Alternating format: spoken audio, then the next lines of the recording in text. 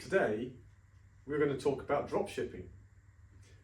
Last week, we looked at the overall layout of some of the key systems in a retail scenario. What we're going to look at today is one of the business processes. Drop shipping is where you sell something on your website that you don't actually own. And a lot of retailers do this for specific niche products, sometimes for flowers, sometimes for wine, that kind of thing, where it might not be a core product, but you just sell it anyway and badge it as your own.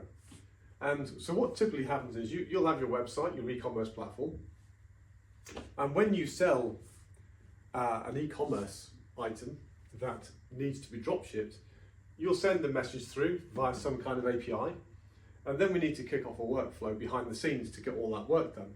Now, typically you'll want to tell your ERP system that you've got that order, and then your ERP system might need to create a purchase order to send to that supplier, who will then fulfill that for your customer.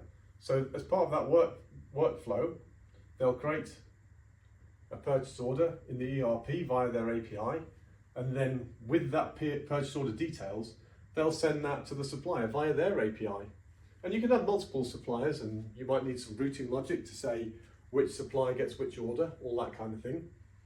But then at the same time, the supplier needs to then go and do that work. They need to ship those goods. And when they've shipped them, they need to tell you.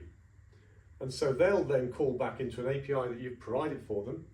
That will have some kind of fulfillment workflow where we then need to go and tell the ERP that that order is complete. And then you'll probably want to tell your e-commerce platform that the order is complete, so that that can be marked in there. The customer knows, they're happy, the end-to-end process has happened.